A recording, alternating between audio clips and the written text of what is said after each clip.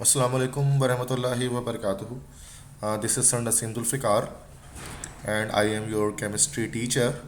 And today I am going to discuss chapter number 14 of Federal Textbook Board Islamabad. And chapter 14 is D and F block elements या transition elements. ठीक है, तो अगर आप मेरे इस चैनल पे न्यू हैं तो आप मेरे इस चैनल को सब्सक्राइब करें और वीडियो को लाइक करें। जैसे कि आप जानते हैं, मैं अपने इस चैनल के अंदर केमिस्ट्री और इंग्लिश के जो है वो डिटेल्ड लेक्चर यहाँ पर अपलोड इसमें कर रहा होता हूँ, जो आपके लिए काफ़ी ज़्यादा बेनिफिशियल होते हैं।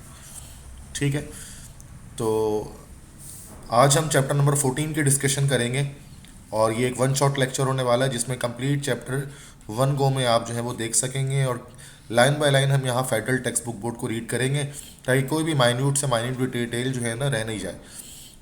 और ये उन तमाम स्टूडेंट्स के लिए फ्रूटफुल है जो सेकेंड ईयर फेडरल बोर्ड के स्टूडेंट हैं, या वो स्टूडेंट जो एमडी कैट के लिए अपेयर होने वाले हैं ईयर 2022 में इस ईयर, या फिर वो स्टूडेंट जो नस्ट के लिए या दीगर और यूनिवर्सिटीज़ में एडमिशन टेस्ट लेना चाहते हैं। तो जैसे कि ज़्यादातर एंटी टेस्ट के जो पैटर्न होता है वो फेडरल बोर्ड से बेस करता है, तो उनको भी इस वीडियो से और इस लेक्चर से काफ़ी ज़्यादा फ़ायदा होगा। तो today I am going to start chapter 14 D and F block elements, ये जिनको ट्रांजिशन एलिमेंट्स भी कहा जाता है। तो चलें स्टार्ट करते हैं बिना कोई टाइम ज़ाया किए। तो सबसे पहले तो कि ट्रांजिशन एलिमेंट्स किसे कहते हैं, व्हाट आर ट्रांजिशन एलिमेंट्स। तो जैसे कि आप जानते हैं कि प्रोडक्ट टेबल के अंदर हमारे पास वेरियस डिफरेंट हमारे पास ब्लॉक्स होते हैं। एक हमारे पास एस ब्लॉक होता है जो बिल्कुल एक्सट्रीम लेफ्ट साइड पे होता है, देन डी ब्लॉक होता है सेंटर में, और फिर हमारे पास पी ब्लॉक होता है एक्सट्रीम राइट साइड पे, और बॉटम पे हमारे पास एफ ब्लॉक एलिमेंट्स मौजूद होते हैं। तो ये जो डी ब्लॉक और एफ ब्लॉक एलिमेंट्स होते हैं उनको कलेक्टिवली ट्रांजिशन एलिमेंट्स कहा जाता है। तो और डी ब्लॉक एलिमेंट्स क्यों कहते हैं, बिकॉज इनमें valence electron D subshell में एंटर करता है और एफ ब्लॉक में valence electron F subshell में एंटर करता है। तो वो एलिमेंट जिसमें पार्शियली फिल्ड डी और एफ ऑर्बिटल हों उनको कहा जाता है ट्रांजिशन एलिमेंट्स। ठीक है, तो मेन चीज़ ये है कि पार्शियली फिल्ड डी या पार्शियली फिल्ड एफ ऑर्बिटल, जिन भी एलिमेंट्स के अंदर D block D subshell या एफ सब शेल या डी ऑर्बिटल या एफ ऑर्बिटल पार्शियली फिल्ड हो तो उनको हम ट्रांजिशन एलिमेंट्स कहते हैं। ठीक है, और जितने भी डी ब्लॉक एलिमेंट्स हमारे पास हैं और एफ ब्लॉक एलिमेंट्स हैं उनको ट्रांजिशन एलिमेंट्स में इंक्लूड किया जाता है। इसकी बेसिक डिटेल्स वगैरह हमने प्रोडक्ट टेबल के चैप्टर में पहले कवर कर रखी है। डी ब्लॉक एलिमेंट्स को इनको हम कहते हैं आउटर ट्रांजिशन एलिमेंट, तो ये आउटर के लाते हैं आउटर ट्रांजिशन एलिमेंट्स। और जो एफ ब्लॉक एलिमेंट्स हैं उनको हम लोग कहते हैं they are known as inner transition elements. ठीक है, तो आउटर और इनर दो तरह के ट्रांजिशन एलिमेंट हमारे पास होते हैं। एफ ब्लॉक एलिमेंट्स को इनर ट्रांजिशन एलिमेंट इस वजह से कहते हैं बिकॉज ये लेंथिनम और एक्टिनम जो एलिमेंट है उनके अंदर पाए जाते हैं। इनको ट्रांजिशन एलिमेंट क्यों कहा जाता है, why they are called transition elements, because they show property which are transition in between S and P block element. देखें वैसे भी इनकी जो पोजीशन है वो एस और पी ब्लॉक के दरमियान में है, इन दोनों के बीच में है, और इनकी जो प्रॉपर्टीज़ भी होती है ना वो एस और पी ब्लॉक के एलिमेंट्स के दरमियान में उनके बीच में ही लाई करती है। मतलब कुछ एस ब्लॉक एलिमेंट्स के मेटल्स की तरह हाईली रिएक्टिव मेटल की तरह ये बिहेव करते हैं, और कुछ पी ब्लॉक के नॉन मेटल्स जैसी बिहेवियर भी इनके अंदर मौजूद होती है। That's why they are known as transition. Transition का मतलब होता है इन बिटवीन, कोई चीज़ दो चीज़ों के बीच में हो तो फिर वो चीज़ ट्रांजिशन होती है। ठीक है, ट्रांजिशन एलिमेंट की हमारे पास जो है वो आप देख सकते हैं प्रोडक्ट टेबल में हमारे पास जो है वो 3 सीरीज़ चलती है। ठीक है, एक हमारे पास स्कैंडियम से शुरू होती है सीरीज़, एक हमारे पास शुरू होती है सीरीज़ यूट्रियम से, ठीक है, और एक शुरू होती है लेंथेनम से, और एक शुरू होती है एक्टिनम से। ठीक है, इस तरह से 4 सीरीज़ या 4 पीरियड्स हमारे पास ट्रांजिशन एलिमेंट्स के आते हैं। डी ब्लॉक की बात करेंगे तो डी ब्लॉक एलिमेंट्स में या आउटर ट्रांजिशन एलिमेंट्स के अंदर 4 सीरीज़ चलती है। First series, second outer transition series, third outer transition series और फोर्थ आउटर ट्रांजिशन सीरीज। ठीक है, फर्स्ट आउटर ट्रांजिशन सीरीज को हम 3D सीरीज कहते हैं, फिर 4D सीरीज होती है, फिर 5D सीरीज होती है। ठीक है, तो फर्स्ट ट्रांजिशन सीरीज स्कैंडियम से स्टार्ट होकर जिंक तक जाती है, शुरू स्कैंडियम पे होती है और जिंक पर जाकर ख़त्म होती है। Second outer transition series yttrium से स्टार्ट होती है जिसका एटॉमिक नंबर 39 होता है और क्रोमियम पे जाकर ख़त्म होती है। सॉरी क्रोमियम कह रहा हूँ, कैडमियम पे जाकर ख़त्म होती है। Third outer transition series lanthanum से स्टार्ट होती है 57 से, और उसके बाद वो ख़त्म होती है जाकर मरकरी पे, एच जी जिसका सिंबल होता है, तो मरकरी पर ख़त्म होती है atomic number 80। Fourth outer transition series actinium से स्टार्ट होती है 89 जिसका एटॉमिक नंबर है, और वो ऑनवर्ड्स आगे चलता रहता है, चूँकि आगे हमें पता है कि इसी में फोर्थ ट्रांजिशन सीरीज़ के अंदर आर्टिफिशियल एलिमेंट्स वगैरह आते हैं और जो आए दिन नए नए डिस्कवर होते रहते हैं, तो फिर इसके लिए ये आगे बढ़ते रहता है। ठीक है, तो ये चार सीरीज़ हमारे पास होती हैं, ये चार पीरियड्स हम कह लें आउटर ट्रांजिशन एलिमेंट्स की। और जो general outer most electronic configuration होती है फर्स्ट आउटर ट्रांजिशन सीरीज़ की, वो हमारे पास जो है वो n-1d1 to 10 और ns1 to 2 होती है। तो ये हमारे पास general valence shell electronic configuration है। इसकी फर्दर डिटेल मैंने टेबल वाले चैप्टर में अच्छी खासी कवर कर रखी है। अच्छा, एफ ब्लॉक एलिमेंट्स में दो सीरीज़ होती है हमारे पास। ठीक है, एक फर्स्ट इनर ट्रांजिशन सीरीज़ होती है और एक सेकंड इनर ट्रांजिशन सीरीज़ होती है। तो फर्स्ट सीरीज़ तो हमारे पास लेंथेनाइट सीरीज़ कहलाती है और सेकंड सीरीज़ को हम एक्टिनाइट सीरीज़ कहते हैं, चूँकि ये लेंथेनम से स्टार्ट होती है और ये एक्टिनम से स्टार्ट होती है। फर्स्ट सीरीज़ जो है वो सीरियम से स्टार्ट होती है और लुटेटियम पे जाकर ख़त्म होती है, लुटेशियम पर, जिनको हम लेंथेनाइट सीरीज़ कहते हैं। सेकंड सीरीज़ थोरियम से स्टार्ट होती है और लॉरेंशियम पर जाकर ख़त्म होती है, जिसका एटॉमिक नंबर 103 होता है। तो ये 4F सीरीज़ कहलाती है हमारे पास, जो कि फोर्थ पीरियड पर लाई करती है, और जो एक्टिनाइट सीरीज़ होती है उसको हम 5F सीरीज़ भी कहते हैं। ठीक है, तो 4F सीरीज़ है और ये 5F सीरीज़ है। तो अच्छा, एक इसके बाद हमारे पास एक जिंक ग्रुप भी होता है, जिंक ग्रुप को 2B ग्रुप हम कहते हैं। इनके अलग अलग नाम और होते हैं, इन्हीं को हम लोग जो है वो सूडो ट्रांजिशन एलिमेंट्स भी कहते हैं, pseudo transition elements, pseudo transition elements भी कहा जाता है इनको, या इन्हीं को नॉन टिपिकल ट्रांजिशन एलिमेंट्स भी कहते हैं, जिसकी डिटेल अभी आएगी। तो जिंक का जो ग्रुप होता है जिसमें 3 एलिमेंट होते हैं, जिंक होता है, कैडमियम होता है और साथ में मरकरी होता है। तो ये हमारे पास ट्रांजिशन एलिमेंट नहीं कहलाते हैं। क्यों ट्रांजिशन नहीं कह सकते? जो उनका जो है वो कंप्लीटली फिल्ड डी ऑर्बिटल होता है। जैसे जब आप जिंक की इलेक्ट्रॉनिक कन्फिग्रेशन करेंगे, जिंक का एटॉमिक नंबर 30 होता है, तो ये आप 4s2 और 3d10 लास्ट में आपके पास आएगा, तो डी ऑर्बिटल इसके अंदर फुल फिल्ड हो जाता है। जबकि हमने पीछे भी पढ़ा है, क्या पढ़ा है हमने, कि जो ट्रांजिशन एलिमेंट्स होते हैं उनमें पार्शली फिल्ड, पार्शली मतलब क्या होता है, नॉट कंप्लीट, जुजवी, जिसमें जो है वो डी या एफ ऑर्बिटल फुली फिल्ड ना हो। क्योंकि जिंक के अंदर क्या होता है कि फुली फिल्ड ऑर्बिटल्स हमारे पास है, जिसकी वजह से ये हमारे पास जो है वो ट्रांजिशन एलिमेंट नहीं कहलाता, बल्कि सूडो ट्रांजिशन एलिमेंट। सूडो मतलब होता है फेक, जो फेक ट्रांजिशन एलिमेंट कहला सकते हैं। It is appropriate to include these in transition element because they form complexes with ammonia, halide ion and amines and their chemical behaviour is similar to transition element. लेकिन इनको फिर भी हम transition element में इसलिए रखते हैं क्योंकि ये कॉम्प्लेक्स कंपाउंड की फॉर्मेशन कर सकते हैं। तो उसका जैसे सोडियम टेट्राहाइड्रोक्सोजिंकेट, तो जो सोडियम टेट्राहाइड्रोक्सोजिंकेट आयन जो हमारे पास होता है, तो ये हमारे पास एक ट्रांजिशन कॉम्प्लेक्स है। तो चूँकि कॉम्प्लेक्स की फॉर्मेशन कर सकते हैं, इस वजह से हम उनको ट्रांजिशन एलिमेंट के अंदर फॉर्म करते हैं। चूँकि complex compound formation transition elements की एक वाइटल कैरेक्टरिस्टिक है। फिर हमारे पास कॉर्निक मेटल्स होते हैं 1B वाले, जिसमें 3 एलिमेंट्स हैं, कॉपर है, सिल्वर है और गोल्ड है। इनको कॉर्निक मेटल इसलिए कहते हैं कि इनसे कॉइन्स या सिक्के वगैरह बनाए जा सकते हैं। ये ट्रांजिशन एलिमेंट्स होते हैं चूँकि यहाँ पर पार्शियली फिल्ड हमारे पास जो है वो इलेक्ट्रॉनिक कन्फिग्रेशन होती है इसमें आइंस के अंदर इसके। ठीक है, तो जबकि एटॉमिक स्टेट में बात करें तो D10 हो जाता है, चूँकि S1 और D10 कन्फिग्रेशन इसकी हो रही होती है हमारे पास। लेकिन जब हम इसके कंपाउंड्स बनाते हैं तो उसमें हमें पार्शियली फिल्ड डी ऑर्बिटल हमें मिल जाते हैं, इसलिए कॉर्निक मेटल्स को भी ट्रांजिशन एलिमेंट्स के अंदर इंक्लूड किया जाता है। अच्छा, टिपिकल और नॉन टिपिकल ट्रांजिशन एलिमेंट्स क्या होते हैं? देखिए भाई, 2B और 3B के जो एलिमेंट्स हैं ना, 2B 3B, ये हमारे पास कहलाता है नॉन टिपिकल। ये 2B वाले एलिमेंट्स हो गए और 3B वाले हो गए, ये हमारे पास नॉन टिपिकल ट्रांजिशन एलिमेंट्स कहलाते हैं। जैसे जिंक, कैडमियम, मरकरी हो गया, स्कैंडियम, यूट्रियम और लेंथेनम हो गया। 2B तो इसलिए नहीं होता क्योंकि पार्शियली फिल्ड है, जैसे कि भी मैंने बता दिया कि ज़्यादातर ये डी ब्लॉक एलिमेंट्स की प्रॉपर्टी को शो नहीं, ट्रांजिशन एलिमेंट की प्रॉपर्टी को शो नहीं करते। जैसे कॉम्प्लेक्स कंपाउंड, जैसे कि हमारे पास ये जब हम इसकी बात करें, जिंक, कैडमियम, मरकरी की बात करें, 2B की बात करें, तो यहाँ पर हमारे पास ये कलर्ड कंपाउंड नहीं बनाते, कलरलेस कंपाउंड बनाते हैं। दूसरी चीज़ की ये हमारे पास इसमें वेरिएबल ऑक्सीडेशन स्टेट नहीं होती, इसकी सिर्फ +2 ऑक्सीडेशन स्टेट पर एग्जिस्ट करते हैं। और उसके अलावा डायमैग्नेटिक होते हैं, पैरामैग्नेटिक नहीं होते हैं। कुछ चीज़ें इसमें ऐसी हैं जो कि कह लें कि ये हमें इससे ट्रांजिशन एलिमेंट से अलग कर देती हैं इसको। इस वजह से हम इसको सूडो ट्रांजिशन एलिमेंट कहते हैं। 3B वाले स्कैंडियम, ईट्रियम, लैंथेनम, ये भी बहुत सारी टिपिकल प्रॉपर्टीज़ नहीं शो करते। जैसे कि कंपाउंड स्टेट में ये +3 आइंस हमारे पास शो करते हैं, ठीक है, +3 आइन शो करते हैं। वेरिएबल ऑक्सीडेशन स्टेट्स इसके अंदर नहीं होती हैं, ठीक है।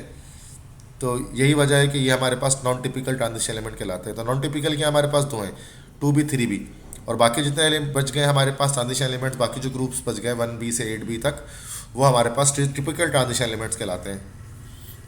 जर्नल फीचर्स क्या होती हैं या जर्नल कैरेक्टरिस्टिक्स क्या होती हैं ट्रांजिशन एलिमेंट की? तो फर्स्ट तो कि they all are metallic in nature, ये सारे के सारे मेटेलिक नेचर के होते हैं, कोई भी नॉन मेटल नहीं है। और जबकि ट्रांजिशन एलिमेंट्स हमारे इंडस्ट्री में वाइटल रोल अदा करते हैं, जो आगे हम देखेंगे, डिस्कशन करेंगे इसकी।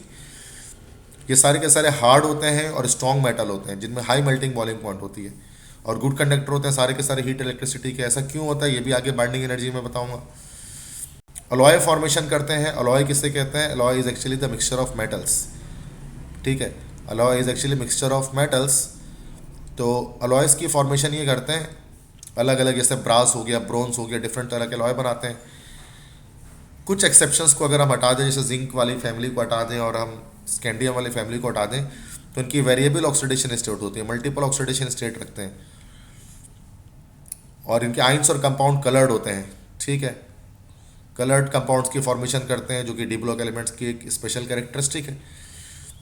और ट्रांजिशन एलिमेंट्स को कैटलिस्ट के तौर पर इस्तेमाल किया जाता है रिएक्शंस के अंदर, और ये कॉम्प्लेक्स कंपाउंड फॉर्मेशन करते हैं, ठीक है। ये कोऑर्डिनेशन कंपाउंड की फॉर्मेशन करते हैं, जिसकी डिटेल आगे इसी लेक्चर में आएगी। तो ये जैसे जर्नल फीचर्स समरी के तौर पे यहाँ पे बता दी गई कि जर्नल कैरेक्टरिस्टिक्स क्या होती हैं ट्रांजिशन एलिमेंट्स की, जो कि रिप्रेजेंटेटिव एलिमेंट्स की या S और P ब्लॉक एलिमेंट्स की नहीं होती। इलेक्ट्रॉनिक कन्फिग्रेशन अगर देखी जाए डी ब्लॉक एलिमेंट की, तो सिंपल है कि जैसे स्कैंडियम एटॉमिक नंबर 21 है, तो 4s2 और 3d1 आ रहा होता है, फिर 4s2 3d2 आ रहा होता है। इस तरह से इलेक्ट्रॉनिक कन्फिग्रेशन चल रही होती है। यहाँ पर जस्ट क्रोमियम और कॉपर, इसमें थोड़ी सी वेरिएशन आप जानते हैं कि यहाँ पर होना क्या चाहिए था इसका हमारे पास कि 4s2 और 3d4 होना चाहिए, लेकिन डी एस एक इलेक्ट्रॉन जंप कर देता है किस पर भाई? डी पर, ताकि वो उसको स्टेबल कर दे, चूँकि डी सब शेल जो है वो फुल फील्ड और हाफ फील्ड पर स्टेबल होते हैं, तो D5 होता है। इस तरह से कॉपर के केस में भी होता है कि 3d9 और हमारे पास 4s2 होना चाहिए था, लेकिन 4s का एक इलेक्ट्रॉन 3d पे जंप करके उसको 9 से 10 कर देता है, तो ये स्टेबल कन्फिग्रेशन हो जाती है, ठीक है। तो ये सारी इलेक्ट्रॉनिक कन्फिग्रेशन यहाँ पर की गई है डी ब्लॉक एलिमेंट्स की, या फिर जो है जितने भी हमारे पास आउटर ट्रांजिशन एलिमेंट्स उन सब की गई है, ठीक है। तो ये बस सिंपल सी चीज़ है ये। बाइंडिंग एनर्जी, बाइंडिंग एनर्जी से ही हमें ये शो होगा कि जो डी ब्लॉक एलिमेंट्स होते हैं या ट्रांजिशन एलिमेंट्स होते हैं वो बहुत हार्ड क्यों होते हैं। तो अगर मैकेनिकल प्रॉपर्टीज़ आपको डिस्कस करती हैं ट्रांजिशन एलिमेंट की, तो हमें बाइंडिंग एनर्जी को समझना पड़ेगा। बाइंडिंग एनर्जी, या हम इसको कह सकते हैं मेटेलिक बॉन्ड। मेटेलिक बॉन्ड की डिटेल्स आपने केमिकल बॉन्डिंग के अंदर पढ़ी होगी कि जब हमारे पास कोई भी मेटल है, लेट से कोई भी मेटल हमारे पास है, तो मेटल के जो लास्ट शेल के इलेक्ट्रॉन होते हैं वो फ्री इलेक्ट्रॉन्स होते हैं, तो वो बाहर निकल जाते हैं और क्रिस्टल लैटिस के हर तरफ जो है ना रोटेट करना शुरू कर देते हैं।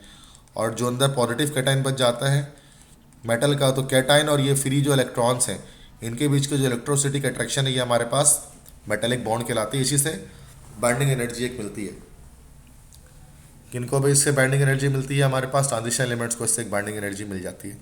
ट्रांजिशन एलिमेंट्स हार्ड होते हैं, टफ होते हैं, हाई डेंसिटी होती है, मेलेबल होते हैं, डक्टाइल होते हैं। मेलेबल मतलब उनकी शीट्स बनाई जा सकती है, डक्टाइल मीन्स उनके वायर बनाए जा सकते हैं। तो ये सारी, और इनकी मेल्टिंग बॉइलिंग पॉइंट भी एस ब्लॉक एलिमेंट से ज़्यादा हाई होती है, और ये सारी प्रॉपर्टी मेटेलिक बॉन्ड की स्ट्रेंथ पर बेस करती है, ठीक है। तो मेटेलिक बॉन्ड काफ़ी स्ट्रॉन्ग होती है डी ब्लॉक एलिमेंट्स के अंदर। देखें जैसे कि यहाँ पर बाइंडिंग एनर्जी की बात की जाए तो आप देखें कि पोटेशियम की बात करें जो कि एस ब्लॉक एलिमेंट है, कैल्शियम भी एस ब्लॉक एलिमेंट है, उनमें देखें कम है बाइंडिंग एनर्जी। लेकिन जैसे ही हम स्कैंडियम पे आते हैं, डी ब्लॉक एलिमेंट्स पे स्टार्ट करते हैं, तो बाइंडिंग एनर्जी बढ़नी शुरू हो जाती है, हार्डनेस बढ़नी शुरू हो जाती है। लेकिन हार्डनेस जो है ना वो वेनेडियम के तक आने के बाद, उसके बाद क्रोमियम मैंगनीज की तरफ जब हम आएंगे, फिर आयरन कोबाल्ट निकल की तरफ आएंगे, तो फिर आखिरकार ये हमारे पास हार्डनेस डिक्रीज होनी शुरू हो जाती है। देखिए scandium, titanium, vanadium, chromium, manganese, iron, cobalt, निकल, कॉपर, जिंक, ये फर्स्ट सीरीज है जिसकी निमोनिक हम साइंस टीचर वेरी क्रूल मांगे फीस कॉपरेट नहीं कॉपर जिंक किस तरह से याद करते हैं। तो उसमें यहाँ से अगर आप जाते हैं ना तो ये तो हमारे पास हार्डनेस बढ़ रही है, लेकिन फ़ौरन से क्या होती है हार्डनेस इंक्रीज हो रही है, फिर बाद में बाइंडिंग एनर्जी कम होनी शुरू हो जाती है, डिक्रीज होनी शुरू हो जाती है। डिक्रीज क्यों होनी शुरू हो जाती है? चूँकि हमारे पास जो अनपेयर्ड इलेक्ट्रॉन्स है ना वो पेयर्ड होना शुरू हो जाता है। जब पेयरिंग होनी शुरू हो जाती है तो फ्री इलेक्ट्रॉन्स फ्री नहीं रहते हैं, इसकी वजह से जो है वो कैटाइन के साथ इलेक्ट्रोसिटी का अट्रैक्शन नहीं कर पाते वो। तो देखिए शुरू में क्या होता है कि एनर्जी वो बाइंडिंग एनर्जी इंक्रीज होती है वेनेडियम तक, फिर डिक्रीज होती है मैंगनीज तक, उसके बाद फिर जाकर आयरन कोबाल्ट निकल में इंक्रीज होना शुरू हो जाती है, और देन कॉपर और जिंक जाकर दोबारा से डिक्रीज हो जाती है। जिंक बहुत सॉफ्ट हो जाता है, क्यों? क्योंकि जिंक पे D10 होता है, तो सारे के सारे पेयर्ड इलेक्ट्रॉन है, जिसकी वजह से फ्री इलेक्ट्रॉन्स इसमें नहीं होते हैं। फ्री इलेक्ट्रॉन्स हमारे पास कौन से होते हैं भाई? अनपेयर्ड इलेक्ट्रॉन्स होते हैं। जो इलेक्ट्रॉन्स पेयर्ड नहीं हो तो वो फ्री इलेक्ट्रॉन्स होते हैं, ठीक है। तो यही वजह है कि यहाँ से आप देखेंगे ना तो पहले स्कैंडियम से वेनेडियम तक इंक्रीज होती है, फिर मैंगनीज तक डिक्रीज होती है, फिर निकल तक इंक्रीज होती है, फिर कॉपर और जिंक पे जाकर डिक्रीज होनी शुरू हो जाती है, ठीक है। ये सब का सब अनपेयर्ड इलेक्ट्रॉन पर बेस कर रहा है। तो सिंपल सी एक चीज़ याद रखनी है कि binding energy generally S block elements से तो ज़्यादा ही होती है डी ब्लॉक एलिमेंट्स की या ट्रांजिशन एलिमेंट्स की। उनमें भी एक रेगुलर ट्रेंड नहीं आता, इरेगुलर ट्रेंड आता है because of the change in number of unpaired electrons. जितने ज़्यादा इलेक्ट्रॉन की पेयरिंग होगी तो उतना ज़्यादा क्या होगा हमारे पास के बाइंडिंग एनर्जी रिड्यूस हो जाएगी, ठीक है। ये कॉन्सेप्ट था बाइंडिंग एनर्जी का। अच्छा, इसके बाद ये हमारे पास ऑक्सीडेशन स्टेट्स आप देख सकते हैं। ऑक्सीडेशन स्टेट कह लें कि आपके इसमें वेरिएबल ऑक्सीडेशन स्टेट होती है, जो हमारे पास डी ब्लॉक एलिमेंट्स होते हैं, ट्रांजिशन एलिमेंट्स होते हैं, एक से ज़्यादा वैलेंसी रखते हैं। जैसे स्कैंडियम से लेकर जिंक तक आप देख लें तो इसका तरीका क्या होता है कि जैसे ये हमारे पास इलेक्ट्रॉनिक कन्फिग्रेशन है वैलेंस शेल की तमाम डी ब्लॉक एलिमेंट्स की, और फर्स्ट सीरीज़ की यहाँ पर हम बात करें, ये 3D सीरीज़ है। इसकी इलेक्ट्रॉनिक कन्फिग्रेशन यहाँ पर आपको दिख रही है। तो क्या होगा कि 4s पर इलेक्ट्रॉन है 2 और 3d पर 1 इसमें है। तो पहले क्या करना है, d से सारे इलेक्ट्रॉन निकल जाते हैं, फिर s से एक एक करके इलेक्ट्रॉन निकलते हैं। जैसे 4s के दोनों इलेक्ट्रॉन निकल जाएंगे तो एक +2 वैलेंसी आ जाएगी, फिर 4s के 2 के साथ एक और इलेक्ट्रॉन निकल जाएगा तो +3 वैलेंसी हो जाएगी। ऐसे पहले ये 2 निकलेगा, फिर ये निकलेगा, फिर ये निकलेगा, तो पहले +2 फिर +3 फिर +4। इससे पहले ये 2 निकलेगा, फिर ये और ये, तो +2 +3 +4 +5, ये सारी वैलेंसी आएगी। अब इनमें क्या होगी, ज़्यादा वैलेंसीज आ जाएंगी। तो बस आपको ये याद रखना है इस पूरी स्लाइड के अंदर की जो मैंगनीज है Mn, इसकी सबसे ज़्यादा मैक्सिमम वैलेंसीज होती है, +7 तक ये जा सकता है मैंगनीज। तो हाईएस्ट वैलेंसी जो है वो मैंगनीज रखता है, +7 तक जा सकता है। चूँकि 2 इलेक्ट्रॉन यहाँ निकलेंगे, फिर एक एक करके सबसे निकलेंगे, तो 7 वैलेंसी इसकी जो है वो हमारे पास हो जाएगी। और जो सिर्फ एक वैलेंसी हमारे पास ये जिंक की है, क्योंकि जिंक पे आप देख सकते हैं ना कि 3d यहाँ पर हमारे पास फुल फील्ड है, तो ये इलेक्ट्रॉन्स बाहर इनमें से कोई नहीं आएंगे, बस ये 4s के 2 इलेक्ट्रॉन बाहर आएंगे, तो बस सिर्फ +2 वैलेंसी होगी। इसलिए जिंक हमेशा आपको जो है वो +2 ऑक्सीडेशन स्टेट पे ही आपको हर जगह पर मिल रहा होता है। बाकी एलिमेंट्स मल्टीपल ऑक्सीडेशन स्टेट पर मिलते हैं, उनमें भी कुछ कॉमन स्टेट्स कुछ के काम होते हैं। जैसे कॉपर है 1 और 2 पे ज़्यादा मैक्सिमम मिलता है। आयरन की ऑक्सीडेशन स्टेट बहुत सारी है, लेकिन +2 और +3 इसकी ज़्यादा फेमस है। तो ये आगे आएगी जब मैं एलिमेंट वाइज डिस्कस करूँगा ना, तो बताऊँगा कि किसकी कॉमन ऑक्सीडेशन स्टेट कितनी है। तो सिंपल ये बात यहाँ पर समझ में आती है कि जो ट्रांजिशन एलिमेंट्स होते हैं उनकी वेरिएबल ऑक्सीडेशन स्टेट होती है, मल्टीपल ऑक्सीडेशन स्टेट से रखते हैं। और वजह क्या होती है कि इनमें 4s और 3d ये दोनों जो ऑर्बिटल्स हैं ये टेक पार्ट ले रहे होते हैं किसके अंदर भाई, बॉन्डिंग के अंदर। तो इसलिए जो है हमारे पास वेरिएबल वैलेंसीज आती हैं ट्रांजिशन एलिमेंट्स की, ठीक है। आई होप सो कि आपको क्लियर हो चुका होगा।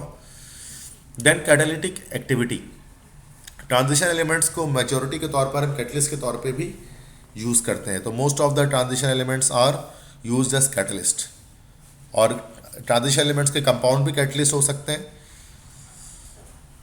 और रीज़न ये है कि ट्रांजिशन एलिमेंट्स बहुत तरह के ऑक्सीडेशन हमारे पास शो कर सकते हैं, ठीक है।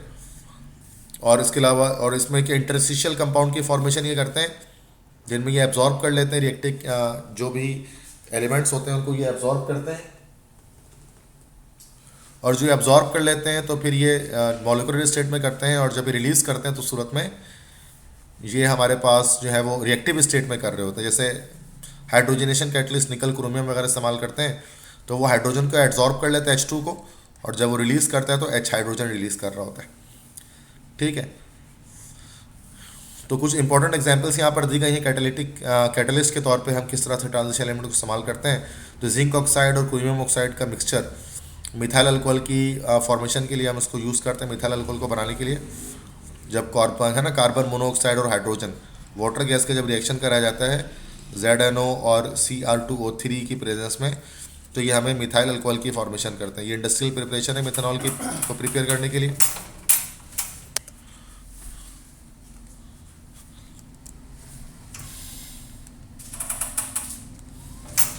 ठीक है, तो ये तो हमारे पास ये हो गया कि जिंक ऑक्साइड और क्रोमियम ऑक्साइड, इसको हम एज अ कैटलिस्ट इस्तेमाल कर सकते हैं मिथाइल अल्कोहल की मैन्युफैक्चर करने के लिए। साथ में निकल, प्लैटिनम, पैलेडियम, ये भी 3 कैटलिस्ट हमारे पास होते हैं। हाइड्रोजनेशन कैटलिस्ट इन्हें कहा जाता है, जिसमें से जो निकल हमारे पास है अगर उसको एल्यूमिनियम के साथ मिला दिया जाए तो वही रेनियस कैटलिस्ट कहलाता है। और ये हाइड्रोजनेशन के लिए इस्तेमाल होता है, वेजिटेबल ऑयल की हाइड्रोजनेशन करने के लिए, हाइड्रोजन को ऐड करने के लिए, या अल्काइंस और अल्काइंस को अल्केन में कन्वर्ट करने के लिए भी इसको इस्तेमाल किया जाता है। जिस तरह ओसवाल्ड प्रोसेस जो हम करते हैं नाइट्रिक एसिड को मैन्युफैक्चर करने के लिए, तो वहाँ पर भी हम प्लैटिनम को एज अ कैटलिस्ट इस्तेमाल करते हैं, जिसमें प्लैटिनम का हमें गॉज इस्तेमाल करते हैं, उसकी एक जाली इस्तेमाल करते हैं। ठीक है, थर्ड कैटलिस्ट है MnO2 मैंगनीज डाइऑक्साइड। Mn यहाँ पर एक ट्रांजिशन एलिमेंट है, उसका कंपाउंड है, उसको भी हम एज अ कैटलिस्ट इस्तेमाल करते हैं H2O2 की डिकम्पोजिशन के लिए। कि हाइड्रोजन पेरोक्साइड है, जब हम MnO2 इस्तेमाल करते हैं तो ये इसकी डिकम्पोजिशन को फास्ट करता है, पॉजिटिव कैटलिस्ट है और ऑक्सीजन गैस लिबरेट कर देता है। ठीक है, TiCl4 टाइटेनियम टेट्राक्लोराइड, इसको इस्तेमाल किया जाता है प्लास्टिक की मैन्युफैक्चरिंग के लिए एज अ कैटलिस्ट।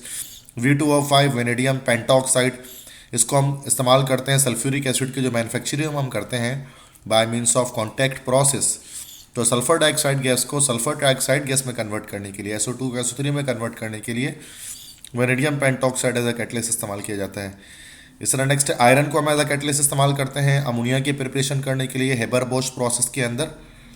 ठीक है, और साथ इसमें हम सोडियम ऑक्साइड और पोटेशियम ऑक्साइड, सिलिका, एल्यूमिना, ये सब इस्तेमाल करते हैं एज अ प्रोमोटर, या मोल्बिडिनम को भी समटाइम एज अ प्रोमोटर इस्तेमाल किया जाता है। प्रोमोटर और कैटलिस्ट में ये फ़र्क है कि कैटलिस्ट जो रिएक्शन को फास्ट करता है, स्पीड अप करता है, और कैटलिस्ट की फर्दर एक्टिविटी अगर और बढ़ानी है तो फिर प्रोमोटर इस्तेमाल किए जाते हैं। जैसे कि हेबर प्रोसेस के अंदर आयरन के अलावा जो बाकी ये चीज़ें ऐड की जाती हैं, they are used as promoter, जो कैटलिस्ट की एक्टिविटी को फास्ट करती हैं। तो ये हमें पता लगा कि ट्रांजिशन एलिमेंट्स के अंदर कैटालिटिक प्रॉपर्टी होती है और काफ़ी सारे ट्रांजिशन एलिमेंट्स और उनके कंपाउंड्स एज अ कैटलिस्ट इस्तेमाल किए जाते हैं। ठीक है, एक हमारे पास एक प्रॉपर्टी होती है ट्रांजिशन एलिमेंट्स की, दैट इज मैग्नेटिक बिहेवियर।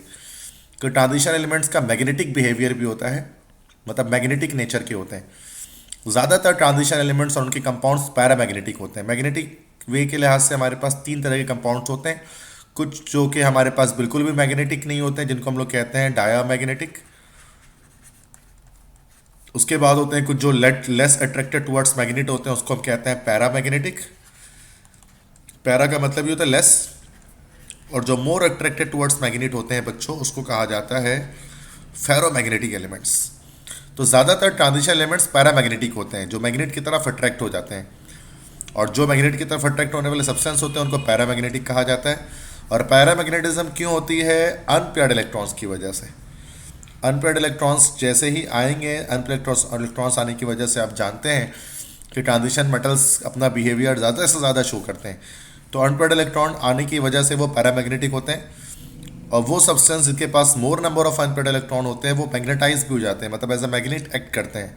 अगर हम उनको किसी मेथड से, सिंगल टच, डबल टच, किसी मेथड से अगर हम उनको मैग्नेट में कन्वर्ट करना चाहें तो कर सकते हैं, तो वो फेरोमैग्नेटिक एलिमेंट्स कहलाते हैं।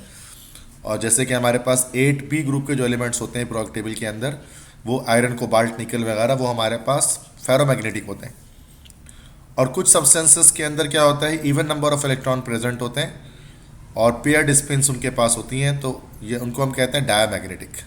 ठीक है, या जिनके पास फुल फील्ड हम कह सकते हैं डी सबशेल होता है, जैसे कि जिंक वगैरह 2b के जो भी ग्रुप हमारे पास होते हैं वो सारे हमारे पास 2b वाले हमारे पास कहलाते हैं डायामैग्नेटिक। डायामैग्नेटिक क्या होते हैं कि वो जो है वो मैग्नेटिक फील्ड की तरफ अट्रैक्ट नहीं होते। अच्छा, मैग्नेटिक इंटेंसिटी को नापने के लिए हमारे पास मैग्नेटिक मोमेंट होता है जिसको म्यू से शो किया जाता है, and is related to the number of unpaired electron n by the equation. तो ये हमारे पास ना तो मैग्नेटिक मोमेंट म्यू से, वैसे डायपोल मोमेंट को भी शो किया जाता है, यहाँ पर म्यू से मुराद है मैग्नेटिक मोमेंट। किसी भी कंपाउंड एलिमेंट की मैग्नेटिज्म चेक करने के लिए होता है ये। उसके लिए निकालने के लिए फॉर्मूला है कि √n × n+2। n से मुराद क्या है यहाँ पर? n से मुराद है नंबर ऑफ अनपेयर्ड इलेक्ट्रॉन्स। इससे हमें मैग्नेटिक मूवमेंट पता लग सकती है किसी भी कंपाउंड की, ठीक है। अगर अनपेयर्ड इलेक्ट्रॉन होंगे ही नहीं, जैसे जीरो होंगे, तो ओवरऑल मैग्नेटिक मूवमेंट भी जीरो हो जाएगा। उसकी जो यूनिट निकलती है हमारे पास वो बोहर मैग्नेटॉन कहलाती है, जिसको BM से भी शो कर सकते हैं, ठीक है। तो BM या Bohr magneton, this is actually the unit of magnetic moment, ठीक है। तो ये एक चीज़ है, हमने देखा कि ट्रांजिशन मेटल्स के अंदर मैग्नेटिक बिहेवियर भी मौजूद होता है। इस तरह अलॉय फॉर्मेशन, अलॉय जिसको उर्दू में हम लोग कहते हैं भरत, अलॉय की फॉर्मेशन भी कर सकते हैं। अलॉय क्या होता है हमारे पास? Alloy is actually the mixture of 2 और मोर देन 2 मेटल्स, 2 या 2 से ज़्यादा मेटल्स का जो कॉम्बिनेशन होता है, तो होमोजेनस मिक्सचर होता है, तो वो हम उसको उसको हम अलॉय कहते हैं। चूँकि होमोजेनस मिक्सचर है तो हम ये कह सकते हैं कि अलॉय असल में एक तरह का सॉल्यूशन होता है 2 सॉलिड्स का। और ट्रांजिशन मेटल्स एक दूसरे के साथ मिलकर अलॉय की फॉर्मेशन करते हैं। रीज़न क्या है ये S और P ब्लॉक एलिमेंट्स क्यों नहीं बना पाते हैं अलॉय? क्योंकि transition elements have almost similar sizes, almost similar atomic radius होता है ट्रांजिशन एलिमेंट्स का। तो इस तरह से एक मेटल इजीली जो है ना क्रिस्टल लैटिस के अंदर दूसरे मेटल की जगह ले लेता है। इस तरह से सब्स्टिट्यूशन हो जाती है और हमारे पास अलॉय की फॉर्मेशन हो जाती है। तो अब जैसे alloy steels are the materials in which the iron atoms are substituted by chromium, manganese and nickel. Steel has more useful properties in iron. जैसे स्टील हमारे पास जो होता है, स्टील अलॉय होता है जिसमें आयरन के साथ हम क्रोमियम, मैंगनीज, निकल इस तरह के और एलिमेंट्स को सब्स्टिट्यूट कर देते हैं। तो स्टील तैयार होता है जो ज़्यादा बेहतर होता है आयरन से, बिकॉज टेंसाइल स्ट्रेंथ ज़्यादा होती है और कोरोजन रेजिस्टेंट भी ज़्यादा होता है स्टील। ब्रांस, ब्रोंज, क्वार्नेज अलॉयज़ जो है वो कॉमन अलॉयज़ हैं। तो इसमें कुछ अलॉयज़ यहाँ पर ब्रास, ब्रोंज और नाइक्रोम की डिस्कशन की जा रही है। ब्रास जिसको हम लोग कहते हैं उर्दू में, हम इसको कहते हैं पीतल, ठीक है। और ब्रोंज जिसको उर्दू में कांसी कहा जाता है, ये इसी को तलाई के भी कहते हैं। तो ब्रास आपने देखा होगा, ये तो गोल्डन कलर का होता है, पीतल गोल्ड जैसे ही लग रहा होता है लगभग देखने में। और ब्रोंज जो होता है वो ब्राउन टाइप का होता है, जिसको ब्रोंज कहते हैं। कांसी जो 3rd पोजीशन जब आती है ओलंपिक्स में, तो उसका मेडल ब्रोंज का मेडल ही दिया जाता है। 1 रुपये का जो कॉइन आपने देखा होगा, सिक्का 1 रुपीज़ का ब्राउन वाला, तो वो ब्रोंज का ही था, पाकिस्तान का जो सिक्का है। अब तो वैसे एल्यूमिनियम के आ रहे हैं, मैं पहले की बात कर रहा हूँ। तो ब्रास की कंपोजिशन क्या है? 60 to 80% कॉपर होता है और जिंक 20 to 40% होता है। तो ये एक स्ट्रॉन्ग अलॉय होता है कॉपर का, सॉफ्ट फ्लेक्सिबल होता है, खराब कोरोड नहीं होता, जंग नहीं लगता है इसमें। मेल्टिंग पॉइंट कम होने की वजह से इजी टू यूज़ होता है, उसको मोल्ड कर सकते हैं डिफरेंट सब्सटेंसेस में। इससे हम लॉक्स बना रहे होते हैं, ताले बनाते हैं, चाबियाँ बताते हैं, नलके वगैरह आपने पीतल के देखे होंगे गोल्डन कलर के, पाइप्स बनाई जाती हैं, आर्टिफिशियल ज्वेलरी बनाई जाती है इससे। तो ज्वेलरी जो गोल्ड जैसी लग रही होती है बिल्कुल। ये डोर के हैंडल्स बनाए जाते हैं ब्रास के, मशीन के पार्ट्स बनाए जाते हैं ब्रास के। इस तरह ब्रोंज जो है वो स्ट्रॉन्ग होता है, ब्रिलियंट होता है, लॉन्ग लास्टिंग होता है और ये भी कोरोड नहीं करता। इससे हम मेडल बनाते हैं 3rd पोजीशन को देने के लिए, कॉइन्स बनाते हैं, जैसे 1 रुपये का सिक्का मैंने बताया, बैजेस बनते हैं, बुलेट्स बनाए जाते हैं इससे। इस तरह डेकोरेटिव आर्टिकल्स वगैरह, स्कल्पचर्स वगैरह, स्टेचूज वगैरह भी ब्रोंज के बनाए जाते हैं। नाइक्रोम क्यों कहते हैं? जो कि 2 एलिमेंट निकल और क्रोमियम, निकल क्रोमियम आयरन से मिलकर बनता है, जिसकी कंपोजिशन है, तो निकल क्रोमियम आयरन से बनता है, इसको हम नाइक्रोम कहते हैं। इसको इलेक्ट्रिक हीटर में इस्तेमाल करते हैं और फर्नेस के जो फिलामेंट होते हैं उसको बनाने के लिए इस्तेमाल किया जाता है। इस तरह वायर्स वगैरह के प्रोडक्शन के लिए भी हम नाइक्रोम को इस्तेमाल करते हैं। तो आप देख सकते हैं यहाँ पर ये सारे ट्रांजिशन एलिमेंट्स हैं। तो ट्रांजिशन एलिमेंट्स चूँकि एक दूसरे के साथ मिक्स हो जाते हैं, इसकी वजह से ये अलॉय की फॉर्मेशन भी करते हैं, ठीक है। नेक्स्ट है अलॉयज़ की प्रॉपर्टी क्या होती हैं? As alloys are prepared according to the requirement, their characteristics are different, yet few properties are common which are follows. तो कि अलॉय जो हम बनाते हैं ना, तो अलॉय में हमें पता है कि जो कि कंपाउंड तो नहीं है, मिक्सचर है। अब मिक्सचर है तो मिक्सचर का मतलब क्या हो गया कि इसकी कंपोजिशन फिक्स नहीं होगी, मतलब वेरिंग परसेंटेजेस पर हम मेटल्स को मिला सकते हैं। तो कैरेक्टरिस्टिक्स भी अलग अलग होनी शुरू हो जाती हैं इसकी वजह से। लेकिन कुछ कैरेक्टरिस्टिक्स हैं जो कॉमन होती है तमाम अलॉयज़ में। अलॉयज़ चीप होते हैं कंपेरेटिवली प्योर मेटल से, स्ट्रॉन्ग और फ्लेक्सिबल होते हैं, ठीक है। जबकि हार्ड अलॉय भी बनाए जा सकते हैं अगर हम बनाना चाहें तो। लॉन्ग लाइफ होती है अलॉयज़ की, चूँकि उसमें जंग नहीं लगता, ड्यूरेबल होते हैं, लॉन्ग लास्टिंग होते हैं, हाई मेल्टिंग पॉइंट होती है और बेहतर कंडक्टर होते हैं, ठीक है। मतलब नॉर्मल मेटल से ज़्यादा अच्छे कंडक्टर होते हैं। तो ये कुछ प्रॉपर्टीज़ होती हैं हमारे पास अलॉयज़ की। नेक्स्ट सब टॉपिक हमारे पास शुरू होता है, जो एक अलग टॉपिक स्टार्ट होता है कोऑर्डिनेशन कंपाउंड्स का। ट्रांजिशन एलिमेंट्स कोऑर्डिनेशन कंपाउंड की फॉर्मेशन भी करते हैं। तो ये कोऑर्डिनेशन कंपाउंड्स क्या होते हैं? Those compounds which contain complex molecule और complex ion capable of independent existence are called coordination compound और कॉम्प्लेक्स कंपाउंड। तो कोऑर्डिनेशन कंपाउंड ये भी हम कह सकते हैं, या फिर हम कॉम्प्लेक्स कंपाउंड भी कह सकते हैं। इनकी फॉर्मेशन जो है वो डी ब्लॉक एलिमेंट्स की एक समझ जाएं कि एक बहुत ही इंपॉर्टेंट कैरेक्टरिस्टिक है। तो वो कंपाउंड जिनमें कोई कॉम्प्लेक्स आयन हमारे पास मौजूद होता है, उन कंपाउंड्स को हम कहते हैं कोऑर्डिनेशन कंपाउंड्स। कॉम्प्लेक्स आयन क्या होते हैं? जो कि इंडिपेंडेंटली एग्जिस्ट कर सकते हैं। जैसे कि आप यहाँ देखें, एक रिएक्शन है पोटेशियम साइनाइड का, जो हम ये फेरस साइनाइड के साथ जब हमने रिएक्शन कराया तो K4FeCN6 बना, जिसको हम लोग इस कंपाउंड को हम नाम दे सकते हैं this is called potassium. Common name लिख रहा हूँ, IUPAC लिखने का तरीका भी सिखाऊंगा आपको। This is potassium ferrocyanide. ये एक सॉल्ट हमारे पास बनी है, ये कॉम्प्लेक्स कंपाउंड बना, ये लार्ज ब्रैकेट कॉम्प्लेक्स कंपाउंड को ही शो करता है। इसी अब K4FeCN6 की पोटेशियम फेरोसाइनाइड को जब हम पानी में डालेंगे, वाटर में डालेंगे, तो अब ये हमारे आयरन साइनाइड और पोटेशियम अलग अलग नहीं मिलेगा, बल्कि K+ अलग हो जाएगा, लेकिन ये जो पूरा फेरोसाइनाइड आयन है ये हमें पूरा अलग से मिलेगा। इसमें आयरन और CN बिल्कुल एक दूसरे के जिस तरह मिक्स हो जाएंगे कि इनको आप हाइड्रोलाइज नहीं कर पाएंगे। तो ये जो हमारे पास फेरोसाइनाइड आयन बना, ये एक कॉम्प्लेक्स आयन है। और ये जो कंपाउंड है आपको इसमें दिख रहा है कि इस कंपाउंड के अंदर जो कॉम्प्लेक्स आयन मौजूद है, that's why this is the coordination compound. Coordination compound इसलिए कहते हैं कि यहाँ कोऑर्डिनेट कोवेलेंट बॉन्ड की फॉर्मेशन भी होती है। तो FeCN6 जो है ना, ये कॉम्प्लेक्स आयन है, और एक कॉम्प्लेक्स आयन को हमेशा स्क्वायर ब्रैकेट के अंदर हम शो करते हैं। लार्ज ब्रैकेट के अंदर हमेशा हम कॉम्प्लेक्स आयन को शो करेंगे। कोई भी कॉम्प्लेक्स आयन होगा वो लार्ज ब्रैकेट के अंदर ही आएगा, ठीक है।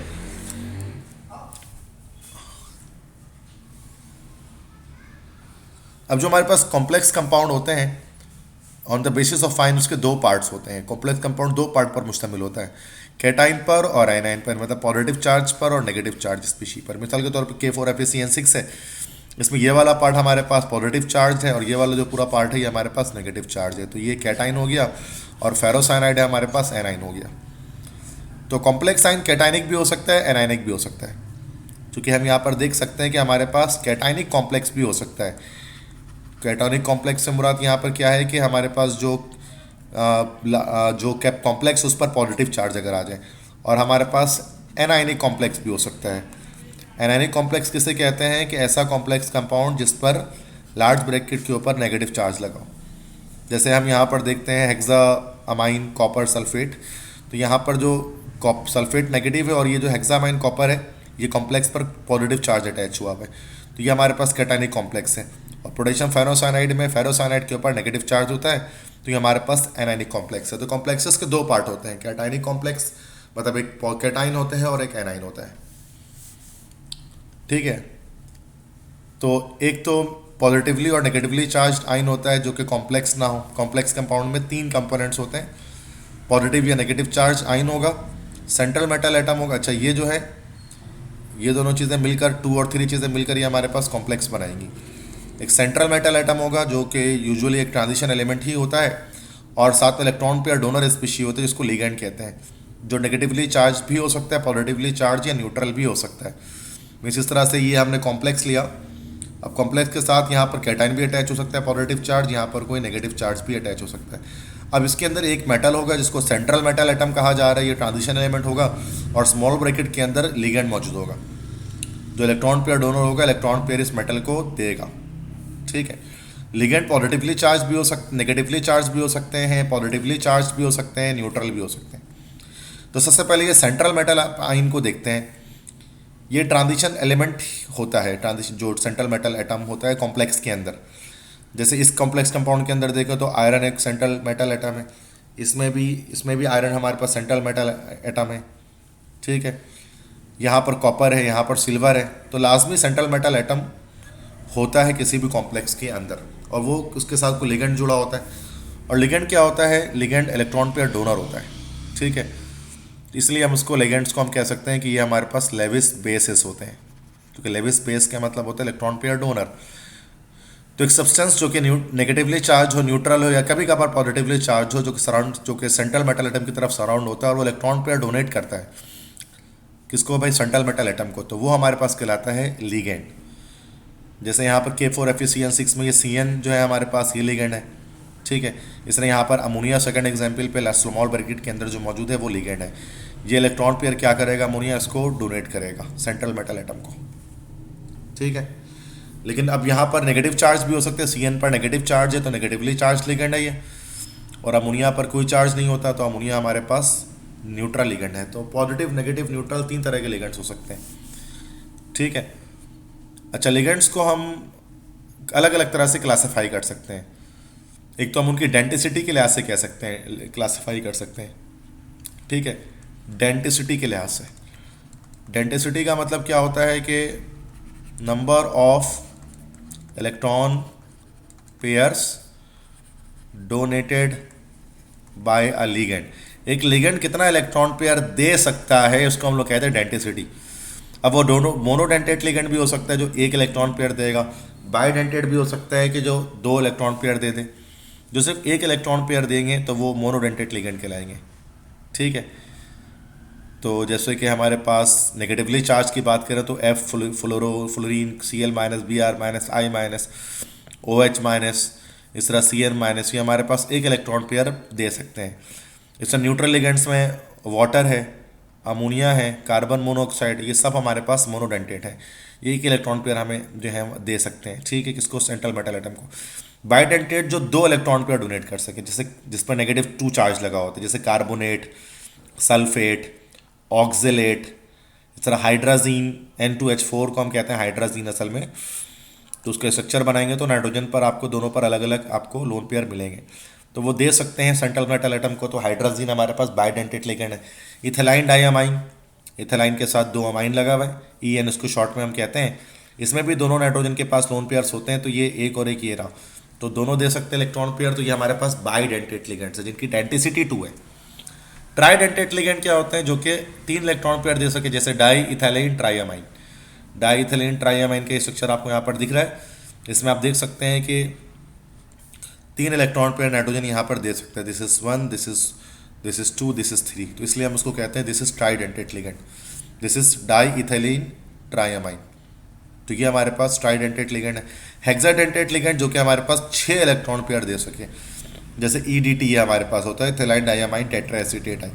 ये इथेलाइन हो गया, ये 2 तरफ डाइअमाइन हो गया और 4 तरफ एसीटेट जुड़ गया। तो यहाँ पर आप देख सकते हैं कि 1, 2 तो यहाँ से चला गया लोन पेयर, तो 2 हो गया, फिर 4 नेगेटिव चार्ज हैं, तो 2 लोन पेयर है और 4 नेगेटिव चार्ज है, तो टोटल 6 हो गया ये। तो 6 इलेक्ट्रॉन पेयर हमें दे सकते हैं ये। तो ये हमारे पास हेक्साडेंटेट लिगेंड होता है, EDT है जिसको हम कहते हैं इथेलाइन डाइअमाइन टेट्रा एसीटेट। अच्छा, कोऑर्डिनेशन नंबर, फिर एक हमारे पास डेफिनेशन आती है। कोऑर्डिनेशन नंबर किससे कहते हैं, total number of electron pairs donated by ligand to the central metal atom और ion. Total number of electron pair जो कि लिगेंड देता है सेंट्रल मेटल एटम को electron pair, total number of electron pair, ये हमारे पास कोऑर्डिनेशन नंबर कहलाता है। Numerically coordination number represents the total number of the chemical bonds found between the central metal atom और ion and the donor atoms of the ligands. मतलब जितने number of chemical bonds बनते हैं यही coordination number हमें कहला रहा होता है। जैसे K4FeCN6 में कोऑर्डिनेशन नंबर कितना होगा, चूंकि देखो साइनाइड 6 टोटल जुड़ रहे हैं ना, तो 6 कोऑर्डिनेशन नंबर इसका हो जाएगा, चूंकि आयरन के साथ जो है वो 6 तरफ से साइनाइड जो है वो जुड़े होंगे।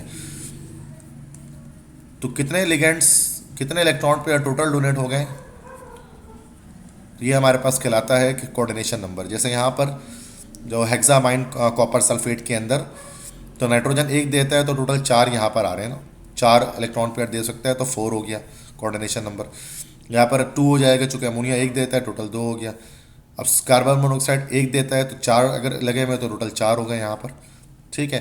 तो ये हमारे पास कोऑर्डिनेशन नंबर होता है कि कितने total number of electrons pair donated by ligand to central metal atom, और एक लिगेंड कितना दे रहा है वो डेंसिटी है, और जितने लिगेंड्स लगे हुए सब मिलकर कितना दे रहे हैं वो हमारे पास कोऑर्डिनेशन नंबर है। तो देखें, there is a difference between density जो पीछे मैंने स्लाइड में आपको बताया है एंड कोऑर्डिनेशन नंबर।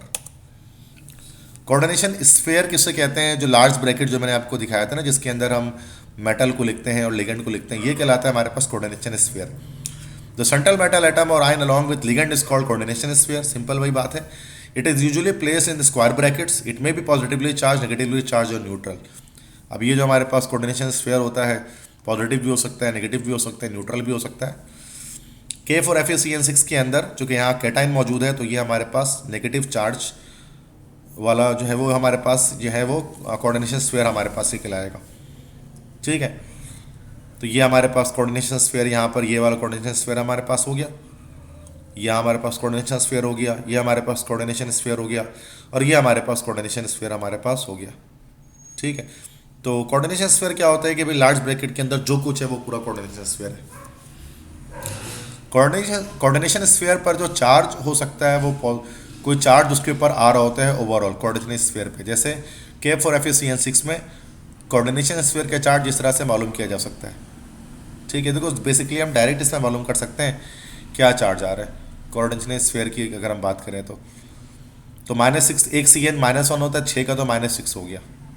ठीक है, और आयरन पर चार्ज हमारे पास होता है +2, तो ये हमारे पास हो गया ओवरऑल चार्ज इसका कोऑर्डिनेशन स्फीयर का -4। तो इस तरह से चार्ज कैलकुलेट किया जा सकता है। नोमेनक्लेचर किस तरह की जाती है, नेमिंग किस तरह की जाती है, और ये IUPAC नेमिंग किस तरह की जाती है कॉम्प्लेक्स कंपाउंड की, तो उसको हम देख लेते हैं, इसके रूल्स क्या होते हैं। तो कैटाइंस, तो ये असल में रूल क्या होता है, पहले कैटाइन का नाम होता है, फिर लिगेंड का नाम, फिर मेटल का नाम, फिर एनाइन का नाम। ठीक है, कैटाइन, लिगेंड, मेटल, एनाइन। तो सबसे पहले कैटाइन का नाम दिया जाता है और सबसे एंड में एनाइन का नाम दिया जाता है। जैसे K4FeCN6 में K का नाम पहले दिया जाएगा, उसके बाद जो है वो बाद में लिगेंड्स का नाम हम देंगे और मेटल का नाम देंगे। यहाँ पर आखिरी में नाम सल्फेट की जगह, तो कैटाइन पॉजिटिव आयन का नाम पहले जाएगा, नेगेटिव आयन का नाम बाद में जाएगा। लिगेंड्स के नेम हम किस तरह से दे सकते हैं कि अगर नेगेटिवली चार्ज लिगेंड हो चुके हैं, कैटाइन के बाद आप जानते हैं लिगेंड का नाम आएगा, फिर मेटल आएगा, फिर एनाइन आएगा। अब कैटाइन का नाम तो डायरेक्ट दे दिया, जो भी है पोटेशियम, सोडियम। लिगेंड का नाम लिखने के लिए क्या करेंगे, ओ लगा, अगर नेगेटिव लिगेंड है तो फिर ओ लगा देंगे लास्ट में, जैसे fluoro, chloro, bromo, iodo, cyano, acetato, oxalato, end में ओ लगाना पड़ता है। ओ देख लें लास्ट साइड सब में लगा हुआ है। न्यूट्रल लिगेंड का नाम उसी तरह लिख देते हैं, मिसाल के तौर पे H2O है तो उसमें एक्वा लिखेंगे उसको, NH3 है तो उसको अमाइन लिखेंगे। तो उसमें ज़रा देखिएगा डबल M से अमाइन है, सिंगल N से जो अमाइन होता है उसको हम ऑर्गेनिक में लिखते हैं। CO है तो कार्बोनिल लिख देंगे, इस तरह से NO है तो उसको हम लिख देंगे नाइट्रोसिल। तो ये हमारे पास नेगेटिव लिगेंड्स होंगे, न्यूट्रल लिगेंड होंगे जिनके ऊपर कोई चार्ज नहीं है। पॉजिटिव लिगेंड जो होते हैं उनमें यम पे ख़त्म होता है, क्योंकि पॉजिटिव लिगेंड्स का नाम यम पे ख़त्म होता है। फॉर एग्जांपल ये हाइड्रोजीनियम आइन है हमारे पास, ठीक है, इसको हम N2H5 पॉजिटिव भी कह सकते हैं, देखिए यम पे ख़त्म हुआ। NO+ है, नाइट्रोसोनियम आइन है, तो IUM पे ख़त्म करेंगे कि उसको पॉजिटिवली चार्ज लिगेंड को। लिगेंड्स का ऑर्डर क्या होगा कि अल्फ़ाबेटिकल ऑर्डर में अरेंज करेंगे, ठीक है, जिसमें डाई, ट्राई, टेट्रा को हम अल्फ़ाबेट्स की सूरत में नहीं देखेंगे। मतलब अगर मल्टीपल अगर आपके पास लिगेंड्स हैं एक ही कंपाउंड के अंदर तो अल्फ़ाबेटिकल ऑर्डर में आप उनके नाम लिख देंगे। और एक ही तरह के अगर सेम टाइप ऑफ लिगेंड एक से ज़्यादा अगर आ जाएँ, जैसे Cl अगर आपके पास आ जाए 3, तो हम क्या करेंगे, डाई 2 के लिए इस्तेमाल करेंगे, ट्राई 3 के लिए इस्तेमाल करेंगे, टेट्रा 4 के लिए, पेंटा 5 के लिए, हेक्सा 6 के लिए इस्तेमाल कर लेंगे। और मेटल का जो नाम होगा, अगर कॉम्प्लेक्स आइन नेगेटिवली चार्ज है तो मेटल का नाम 8 पर ख़त्म करेंगे। जैसे ये हमारे पास जो कॉम्प्लेक्स जनरेट हो रही है नेगेटिव कॉम्प्लेक्स है, ठीक है, तो नेगेटिव कॉम्प्लेक्स होगा तो सूरत में मेटल के नाम जो है ना वो हम उसको लैटिन नेम के साथ 8E लगा देंगे। जैसे आयरन का फेरम होता है ना, तो फेरम जो है वो फेरम से हम इसको UM को कट कर देंगे और 8E लगा देंगे, तो ये हमारे पास बन जाएगा फेरेट। उसके बाद उसके ऑक्सीडेशन नंबर हम जो है वो स्मॉल ब्रैकेट के अंदर पैरेंथेसिस में लिख देंगे। जैसे ये हो गया पोटेशियम 6 साइनाइड है तो हेक्सा साइनो और फेरेट। उसके बाद ऑक्सीडेशन नंबर निकाल लेंगे, इसका -6, इसका +4, तो आयरन का +2 निकल गया, तो 2 रोमन नंबर में इसमें आ जाएगा। अच्छा, पॉलीडेंटेट लिगेंड्स के लिए अलग कॉन्सेप्ट है। अगर पॉलीडेंटेट लिगेंड है तो जैसे EDTA मैंने आपको बताया था, पॉलीडेंटेट लिगेंड जो उसमें एक से ज़्यादा जो इलेक्ट्रॉन पेयर या 2 से ज़्यादा इलेक्ट्रॉन पेयर दे सकते हैं, ठीक है, तो उनको पॉलीडेंटेट लिगेंड्स कहा जाता है। इनमें 2 के लिए बिस इस्तेमाल करते हैं, ट्रिस इस्तेमाल करते हैं 3 के लिए, और 4 अगर हो तो उसके लिए हम लिखते हैं टेट्राकिस, 5 हो तो उसके लिए हम लिखते हैं पेंटाकिस। इस तरह से चल रहे होते हैं। जैसे अगर EN आ जाए, EN अगर 2 आ जाए तो बिस इथिलीन डाइअमाइन, EN अगर 3 आ जाए तो ट्रिस इथिलीन डाइअमाइन, EN अगर 4 आ जाए तो टेट्राकिस इथाइल डाइअमाइन, ठीक है, इस तरह से होगा। तो इस तरह से हम नेमिंग करेंगे। तो अब जैसे कुछ कंपाउंड्स हमारे पास हैं जिनमें, जैसे कि पहले मैं आपको हर वो कंपाउंड दिखाता हूँ जिसमें कैटाइन पहले मौजूद है। तो ये कैटाइन अगर पहले मौजूद होगा पॉजिटिव ना, तो सूरत में क्या होगा, जो हमारे पास जो भी कॉम्प्लेक्स होगा ना वो नेगेटिव चार्ज होगा, तो जो मेटल का नाम होगा वो 8 पे जाकर ख़त्म होगा, ठीक है। जैसे K4FeCN6, सबसे पहले मेटल का नाम पोटेशियम, 6 साइनाइड है तो हेक्सासैन हो। उसके बाद फेरेट हो गया। अब चार्ज निकालेंगे, यहाँ पर +4, यहाँ पर -6, तो +4 -6 -2 होता है। उसका एडिटिव इन्वर्स यहाँ पर ले लेंगे तो ये +2 हो जाएगा, तो ये इसका नाम हो गया। जैसे K3FeCN6 पोटेशियम हेक्सासैन और फेरेट तो होगा, लेकिन चूंकि ये +3 हो गया और ये -6 हो गया, तो ये हमारे पास हो गया ओवरऑल +3 चार्ज हो गया। तो +3 हमने रोमन नंबर में लिख दिया। मेटल के नेम के बाद ऑक्सीडेशन नंबर बतानी है। उस तरह यहाँ पर देख लेंगे, सबसे पहले सोडियम आ गया, फिर 5-6 CO होता है कार्बोनिल, तो पेंटा कार्बोनिल। उसके बाद मैंगनेट लिख देंगे मैंगनीज की जगह, चूँकि 8 लगाना है, क्वेटान आया हुआ है तो 8 लगाएंगे। और चार्ज लगाएंगे तो इसका देखो +1 हो गया, और ये तो CO न्यूट्रल लिगेंड है तो 0 हो गया, तो मैंगनीज एडिटिव इन्वर्स -1 हो गया। तो -1 में भी ऑक्सीडेशन स्टेट हम लिख सकते हैं।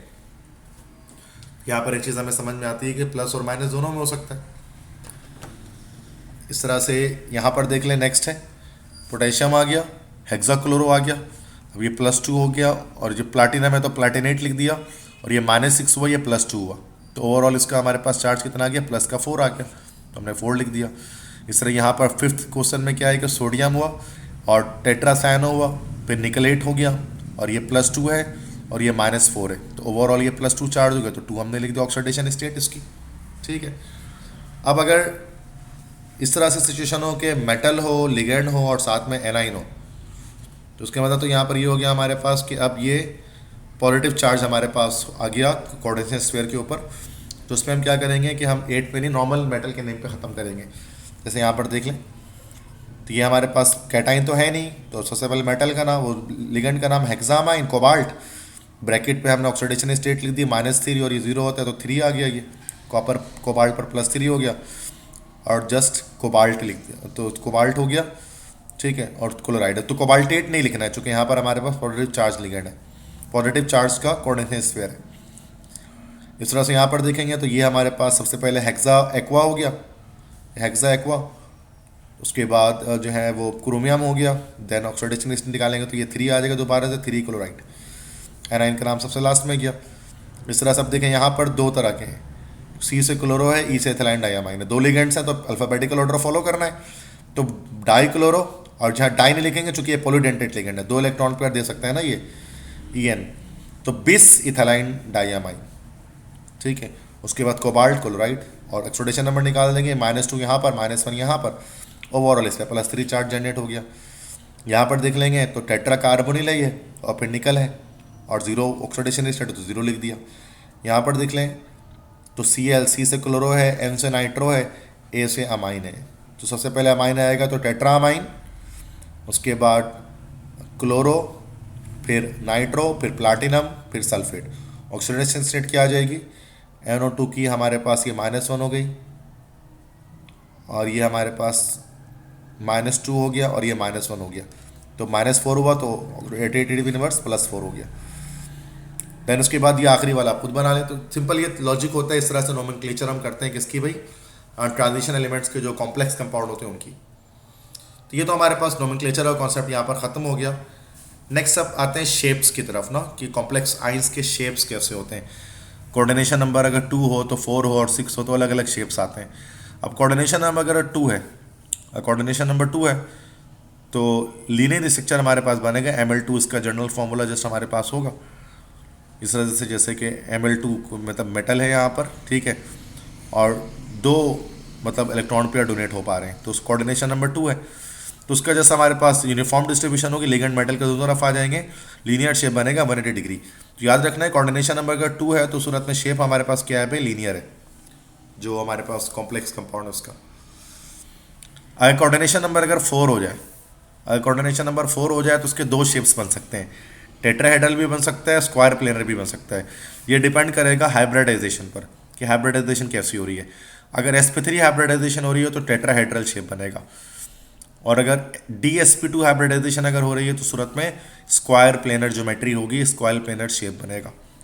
तो बाकी हाइब्रिडाइजेशन के कॉन्सेप्ट वगैरह हमने बॉन्डिंग में डिटेल में डिस्कस किया हुआ है, तो मैं इस पर नहीं आ रहा वरना लेक्चर काफ़ी लॉन्ग हो जाएगा। बस इसमें ये याद रखनी है हमें इस बात की कि अगर कोऑर्डिनेशन नंबर अगर 4 है तो उसका मतलब उस शेप कॉम्प्लेक्स का टेट्राहेड्रल भी हो सकता है, स्क्वायर प्लेनर भी हो सकता है। डिपेंड किस पर करेगा, ये डिपेंड करेगा कि हाइब्रिडाइजेशन पर। अगर sp3 हाइब्रिडाइजेशन है तो हमारे पास ये टेट्राहेड्रल शेप बनेगा। sp3 वैसे भी टेट्राहेड्रल होता है, आपको पता है, मुझे 9.5 डिग्री बॉन्ड एंगल के साथ। और अगर DsP2 हाइब्रिडाइजेशन है तो वैसे तो DsP2 हाइब्रिडाइजेशन अगर है जिसमें d ऑर्बिटल भी इन्वॉल्व हो रहा होता है तो वो हमारे पास स्क्वायर प्लेनर शेप बनेगा 90 डिग्री, जिसमें हर तरफ हमारे पास एंगल होती है। ठीक है। अगर कोऑर्डिनेशन नंबर अगर 6 हो जाए तो सूरत में हमारा जो शेप बनता है, पहली बात तो हाइब्रिडाइजेशन उसमें D2sp3 होती है, और जो शेप बनेगा उस शेप को याद रखें, दिस शेप इज ऑक्टाहेड्रॉन। तो ऑक्टाहेड्रॉन टाइप का शेप बनेगा और कोऑर्डिनेशन नंबर अगर 6 हो जाती है तो। ठीक है। अब आ जाते हैं कलर ऑफ कॉम्प्लेक्सेस। कॉम्प्लेक्स हमारे पास हमें पता है कि ट्रांजिशन एलिमेंट्स जो है ना वो कलर्ड कंपाउंड फॉर्मेशन करते हैं, और इस कलर्ड कंपाउंड फॉर्मेशन को CFT प्रूव करती है। CFT किससे कहते हैं? CFT is called crystal field theory. Crystal field theory के थ्रू उसको हम एक्सप्लेन कर सकते हैं। CFT क्या कहती है कि डी जो ऑर्बिटल है ना, डी ऑर्बिटल जिसमें हमें पता है कि DXY होता है, DYZ होता है, DZX होता है, DX² - Y² होता है और DZ² होता है। ये 5 हमारे पास डी के जो है ना सबशेल्स होते हैं। डी सबशेल के डी ऑर्बिटल्स 5 हमारे पास होते हैं। तो डी जो हमारे पास सबशेल होता है उसमें हमारे पास 5 ऑर्बिटल्स होते हैं। ठीक है। अब वो 5 ऑर्बिटल क्या होते हैं? स्प्लिटिंग होती है, टूट जाते हैं, DD स्प्लिटिंग उसको हम कहते हैं। ये 5 ऑर्बिटल्स जो है ना वो ब्रेक हो जाते हैं और कुछ बन जाते हैं T2G ऑर्बिटल, 3 T2G बन जाते हैं और 2 EG बन जाते हैं। मतलब कुछ की एनर्जी कम हो जाती है, वो T2G ऑर्बिटल्स के रहते हैं, और कुछ की एनर्जी ज़्यादा हो जाती है, उसको हम कहते हैं EG। तो ये ट्रिपली जनरेटेड ऑर्बिटल बन जाते हैं और डबली जनरेटेड ऑर्बिटल बन जाते हैं। अब इनमें क्या होता है? DD ट्रांजिशन होनी शुरू हो जाती है कि इलेक्ट्रॉन्स जो है ना वो यहाँ से मूवमेंट करना शुरू करते हैं, जिसकी वजह से एनर्जी रेडिएट करते हैं। और जो एनर्जी रेडिएट होती है उसकी किरण उसकी किसी खास वेवलेंथ में होती है, उसकी खास एक वेवलेंथ होती है, तो उससे हम कलर बता रहे होते हैं कि वो कंपाउंड का कलर आ रहा है। तो इस क्रिस्टल फील्ड थ्योरी एक्सप्लेन करते हैं किस तरह से ट्रांजिशन कंपाउंड्स कलर्ड होते हैं। जैसे कॉपर सल्फेट आपके पास ब्लू होता है, कॉपर सल्फेट आप देखेंगे तो वो ब्लू कलर का होगा, और इस तरह से डिफरेंट कंपाउंड्स। तो ये डिपेंड करता है नंबर, अच्छा कलर कौन सा आता है, तो ये भी नंबर ऑफ अनपेयर्ड इलेक्ट्रॉन पर बेस करता है। अनपेयर्ड इलेक्ट्रॉन अगर कोई भी नहीं है, 0 है, तो उसका मतलब DD ट्रांजिशन तो हो ही नहीं सकती, क्योंकि सारे फुल फील्ड हो जाएंगे। अब जब सारे फुल फील्ड हो जाए तो इलेक्ट्रॉन ट्रांजिशन करेगा ही नहीं, तो वो कलरलेस कंपाउंड बनेगा। जैसे जिंक है, टाइटेनियम है, कलरलेस कंपाउंड बनाते हैं, इसलिए हम इनको 2A और 2B और 3B वाले को नॉन टिपिकल ट्रांजिशन एलिमेंट हम इन्हें कहते हैं। ठीक है। इस तरह से अगर अनपेयर्ड इलेक्ट्रॉन सिर्फ इनके पास हो तो सूरत में ये जैसे टाइटेनियम +3 कॉपर +2, तो फिर वो हमारे पास अलग कंपाउंड की फॉर्मेशन करें, पर्पल या ब्लू। 2 अनपेयर्ड हो तो ग्रीन कलर के कंपाउंड बनाने, 3 अनपेयर्ड हो तो डीप ग्रीन या पिंक। तो आप देख सकते हैं अनपेयर्ड इलेक्ट्रॉन अगर चेंज हो रहे होते हैं तो उसकी वजह से कलर्स भी चेंज होना शुरू हो जाते हैं। तो ये आप इस लिस्ट को आप याद कर लीजिएगा कि कौन से आइंस कौन से कलर बनाते हैं। जैसे कॉपर +2 ब्लू कलर बना रहे हैं ना, कॉपर सल्फेट के अंदर कॉपर +2 में होता है तो ब्लू कलर बनता है। इस तरह निकल +2 ग्रीन बनाता है, निकल सल्फेट आप जानते हैं कि वो ग्रीन कलर का होता है। उस तरह कोबाल्ट पिंक बनाता है, cobalt chloride COCl2 dark pink colour का होता है।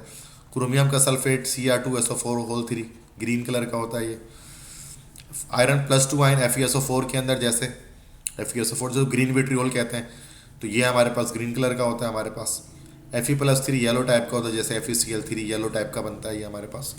तो फेरिक आइंस येलो होता है। तो ये कलर्स आप याद रख लिए अलग अलग आइंस के। तो ये आपके MCQs में आपसे आस्क किया जा सकता है MDCAT के अंदर।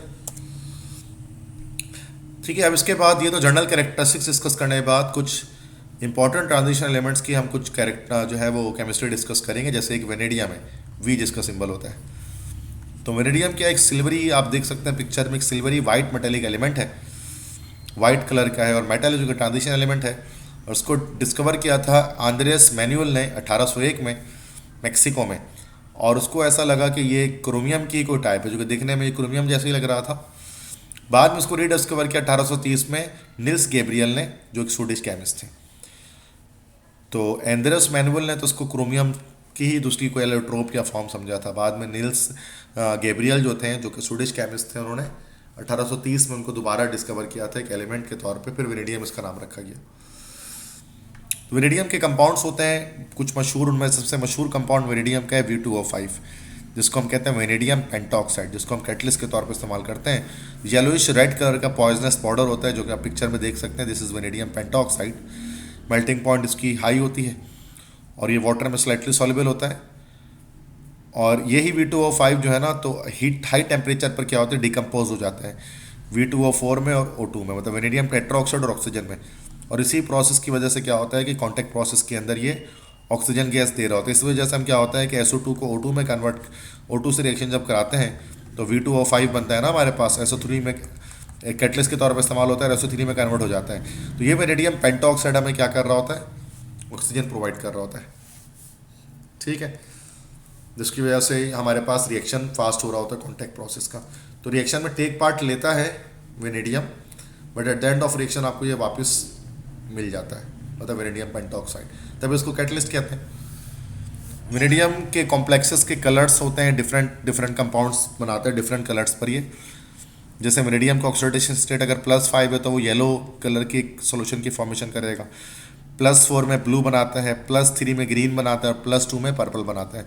तो अलग अलग ऑक्सीडेशन स्टेट पे आप इसके अलग अलग सॉल्यूशन की फॉर्मेशन देख सकते हैं। वेनेडियम पेंटाऑक्साइड या वेनेडियम 5 ऑक्साइड भी कह सकते हैं, क्योंकि ऑक्सीडेशन स्टेट इसमें 5 निकल रही होगी वेनेडियम की।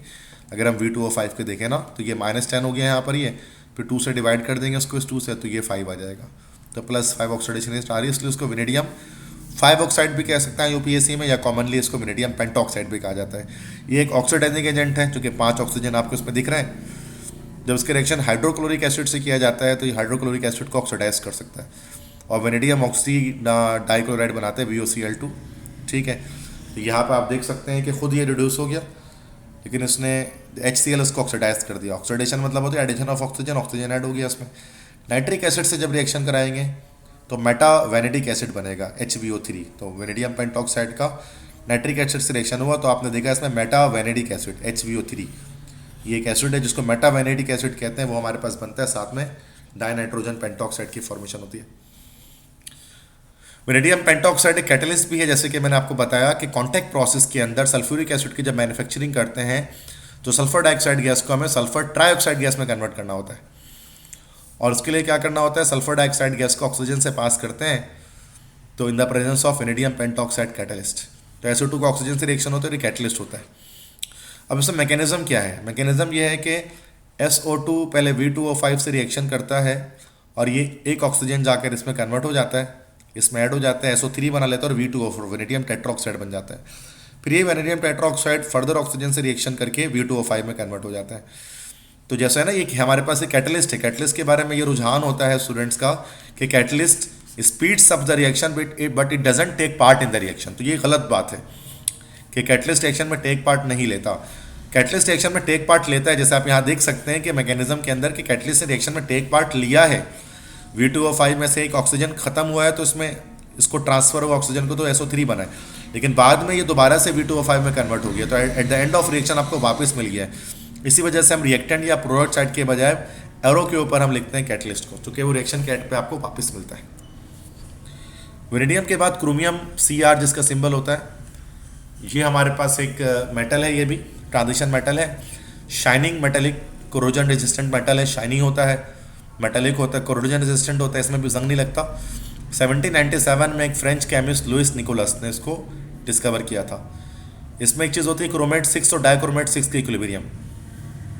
जैसे हमारे पास एक कंपाउंड होता है K2CrO4, पोटेशियम क्रोमेट जिसको हम कहते हैं, क्रोमियम +6 वैलेंसी पर यहाँ पर होता है, और होता है K2Cr2O7, K2Cr2O7 जिसको हम कहते हैं पोटेशियम डाइक्रोमेट। यहाँ पे भी क्रोमियम +6 पर होता है, तो इसको क्रोमेट 6, ये डाइक्रोमेट 6 है। अगर पोटेशियम क्रोमेट पर एसिड ऐड किया जाता है, H+ ऐड करने से हमारा एसिड ऐड किया जाता है, तो क्या होता है कि वो कलर उसका जो है येलो से चेंज होकर उसका कलर ऑरेंज रेड टाइप का हो जाता है, डाइक्रोमेट के कलर पे आता है, रेड डाइक्रोमेट बन जाता है। फिर जब दोबारा इस पर जब बेस ऐड करेंगे तो रिएक्शन रिवर्स हो जाएगा। तो एक रिवर्सिबल रिएक्शन होता है कि कि पोटेशियम क्रोमेट पर एसिड ऐड करने से ये डाइक्रोमेट बनता है और डाइक्रोमेट पर बेस ऐड करने से ये वापस येलो कलर का हो जाता है, क्रोमेट बन जाता है। तो एक तरह की इक्विलिब्रियम स्टैब्लिश होती है इसके बीच में, जिसको हम लोग कहते हैं क्रोमेट डाइक्रोमेट इक्विलिब्रियम। तो पोटेशियम क्रोमेट और पोटेशियम डाइक्रोमेट में दिखने में आती है। ठीक है, पोटेशियम डाइक्रोमेट जो हमारे पास होता है K2CR2O7, वैसे पोटेशियम क्रोमेट भी ऑक्सीडाइजिंग एजेंट होता है, लेकिन K2CR2O7 ज़्यादातर ये इस्तेमाल करते हैं। तो ये भी हमारे पास ऑक्सीडाइजिंग एजेंट है। ऑक्सीडाइजिंग एजेंट क्या होता है, खुद रिड्यूस होता है और जिसके साथ रिएक्शन करता है सामने वाले को ऑक्सीडाइज कर देता है। जैसे कि एक ऑक्सीडेशन का रिएक्शन मैं आपको यहाँ पर शो कर देता हूँ मोहर सॉल्ट के साथ। मोहर सॉल्ट क्या है, मोहर सॉल्ट एक डबल सॉल्ट है। डबल सॉल्ट जो दो कॉमन सॉल्ट से मिला, दो एक नॉर्मल सॉल्ट से मिलाकर बनाया जाता है। तो अमोनियम सल्फेट एक सॉल्ट है और एक फेरस सल्फेट होता है। अगर 6 वाट और ये 6H2 हमारे पास क्या है, this is actually water of crystallisation, ये वाटर ऑफ क्रिस्टलाइजेशन है। तो अमोनियम सल्फेट और फेरस सल्फेट जब मिल जाते हैं 6 molecule of water of crystallisation के साथ, तो मोहर सॉल्ट तैयार होता है। तो मोहर सॉल्ट के रिएक्शन जब भी हम कराएंगे इससे, मतलब पोटेशियम डाइक्रोमेट से, और ये एसिडिक मीडियम जस्ट ये दे रहा है, मीडियम है, एसिडिक मीडियम के अंदर जब ये रिएक्शन होगा, चूँकि जो हमारे पास पोटेशियम डाइक्रोमेट है K2CR2O7 पोटेशियम डाइक्रोमेट, ये सिर्फ एसिडिक मीडियम में ही, मतलब सिर्फ ये एसिडिक मीडियम के अंदर ही क्या कर सकता है, ये ऑक्सीडेशन दे सकता है। ठीक है, और मतलब ऑक्सीडाइजिंग एजेंट के तौर पे एक्ट करता है, मतलब बेसिक मीडियम में नहीं कर सकता या फिर न्यूट्रल मीडियम में नहीं कर सकता। इस तरह K2CR2O7 के अलावा K2CrO4 के साथ भी ये मामला है, ये भी हमारे एसिडिक मीडियम में ही हमारे पास ऑक्सीडेशन देते हैं और ये हमारे पास माइल्ड ऑक्सीडाइजिंग एजेंट कहलाते हैं। माइल्ड ऑक्सीडाइजिंग एजेंट कहलाते हैं, जो हमारे पास नॉर्मली ऑर्गेनिक रिएक्शंस के अंदर इसको इस्तेमाल किया जाता है अल्कोहल्स वगैरह के ऑक्सीडेशन करने के लिए। तो क्या है कि जब हम रिएक्शन कराते हैं पोटेशियम डाइक्रोमेट का मोहर सॉल्ट के साथ in the presence of sulphuric acid, तो मेन चीज़ आप ये देखें कि पोटेशियम डाइक्रोमेट में +6 है यहाँ पर ऑक्सीडेशन स्टेट, और यहाँ पर आयरन +2 पे है। बाद में देखिए आयरन फेरस सल्फेट से फेरिक सल्फेट हो गया, आयरन की वैलेंसी +3 हो गई इंटरचेंज होने की वजह से। तो ये यहाँ पर ये फेरस था +2 और यहाँ पर ये कन्वर्ट हो गया फेरिक में, मतलब ये खुद क्या हो गया, ऑक्सीडाइज हो गया। ऑक्सीडाइज करने वाला ये था पोटेशियम क्रोमेट डाइक्रोमेट, तो ये रिड्यूस हुआ होगा। जैसे क्रोमियम सल्फेट पे आप देखें क्रोमियम +3 पर आ गया, तो अपनी वैलेंसी उसने डाउन कर दी, जबकि फेरस आइन को फेरिक आइन में कन्वर्ट करके उसको ऑक्सीडाइज कर दिया। तो हम कह सकते हैं कि पोटेशियम डाइक्रोमेट एक ऑक्सीडाइजिंग एजेंट है, खुद रिड्यूस होता है रिएक्शन में और जिसके साथ रिएक्शन करते उसको ऑक्सीडाइज कर देता है। ठीक है, तो उसके बाद फिर नेक्स्ट कंपाउंड हमारे पास है manganese. This is not magnesium, magnesium 2A group का एलिमेंट होता है, ये मैंगनीज है, Mn जिसको हम कहते हैं। ये भी सिल्वरी वाइट मेटेलिक एलिमेंट है, जैसे आप पिक्चर में देख सकते हैं, और इसको पहले आइसोलेट किया था एक स्वीडिश केमिस्ट जॉन गेहान ने 1774 में। मैंगनीज की जो ऑक्सीडेशन स्टेट होती है वो काफ़ी सारी होती है, और मैंने भी बताया था मैक्सिमम +7 ऑक्सीडेशन स्टेट तक ये जाता है। ठीक है, तो जो मोस्ट स्टेबल हमारे पास इसमें ऑक्सीडेशन स्टेट इसकी होती है वो +2 +4 +7 3 होती है। जैसे MnO2 में आप देख सकते हैं +4 ऑक्सीडेशन स्टेट पे है, सॉरी MnO2 नहीं, सॉरी फॉर दैट, MnCl2 में आप देख सकते हैं +2 ऑक्सीडेशन स्टेट में होता है। MnO4 में जब आप इसको देखेंगे तो ये +4 में होता है, और KMnO4 पोटेशियम परमैंगनेट जो सबसे मशहूर कंपाउंड इसके, इसमें +7 पर होता है। तो 3 इसके फेमस ऑक्सीडेशन स्टेट्स हैं। तो ये जो पोटेशियम परमैंगनेट होता है ये भी ऑक्सीडाइजिंग एजेंट हमारे पास है, एक पावरफुल ऑक्सीडाइजिंग एजेंट है, और ये अल्कलीन, मतलब अल्कलीन से मुराद बेसिक, न्यूट्रल, एसिडिक, हर तरह के मीडियम में ये हमारे पास ऑक्सीडाइजिंग एजेंट का काम कर सकता है। इसलिए इसको भी ऑर्गेनिक रिएक्शंस में इस्तेमाल करते हैं पोटेशियम डाइक्रोमेट के सब्स्टिट्यूट में। इस तरह से जो KMnO4 है पोटेशियम परमैंगनेट है, इसको हम लोग टाइट्रेशन में भी इस्तेमाल करते हैं, और ये टाइट्रेशन हमारे पास अगर आपने यकीनन फर्स्ट ईयर में किया है तो इसको रिडॉक्स टाइट्रेशन कहते हैं, जिसमें रिड्यूसिंग एजेंट को एक ऑक्सीडाइजिंग एजेंट के साथ मिक्स करते हैं। तो KMnO4 जो होता है वो हमेशा किस में जाता है, ब्यूरेट में जाता है टाइट्रेशन के, और जो ये फ्लास्क के कॉनिकल फ्लास्क के, इसके अंदर हम FeSO4 डालते हैं, फेरस सल्फेट। तो शुरू में जब हम इसको ड्रॉप बाय ड्रॉप डालते हैं तो ये तो कलरलेस होना शुरू हो जाता है, मतलब कलरलेस होना शुरू हो जाता है, लेकिन थोड़ी देर के बाद क्या होता है, ड्रॉप बाय ड्रॉप डालने के बाद लाइट सा पिंक कलर यहाँ पर अपेयर हो जाता है, तो हम यहाँ पर रिएक्शन को रोक देते हैं। तो ये रिडॉक्स टाइट्रेशन कहलाता है, जिसमें पोटेशियम परमैंगनेट को इस्तेमाल किया जाता है, ऑक्सीडाइजिंग एजेंट होता है ये, और साथ में कॉनिकल फ्लास्क के अंदर रिड्यूसिंग एजेंट डाला होता है जैसे फेरस सल्फेट वगैरह, और कलर चेंज किया आता है, एंड में लाइट पिंक कलर आता है, तो फिर टाइट्रेशन का वो एंड पॉइंट हमारे पास होता है। नेक्स्ट हमारे पास कंपाउंड एक आयरन है, जिसको उर्दू में कहते हैं लोहा। सिंबल इसका होता है Fe। लैटिन में इसको कहा जाता है फेरम। 8B ग्रुप के एलिमेंट हमारे पास है ये, ठीक है। और ज़मीन के अंदर अच्छे खासा सेकंड मोस्ट अबंडेंट अगर मेटल कहा जाए तो वो एल्यूमिनियम है, सॉरी आयरन है। एल्यूमिनियम फर्स्ट पर है और एल्यूमिनियम के बाद iron second most abundant element है या मेटल है अर्थ क्रस्ट के अंदर। इसकी दो ऑक्सीडेशन स्टेट बहुत कॉमन है, Fe+2 Fe+3। Fe+2 जिसको हम लोग कहते हैं दिस इज कॉल्ड फेरस, और Fe+3 इसको क्या कहा जाता है बच्चों, फेरिक। तो Fe+2 से Fe+3 पे ईजिली ऑक्सीडाइज हो जाता है।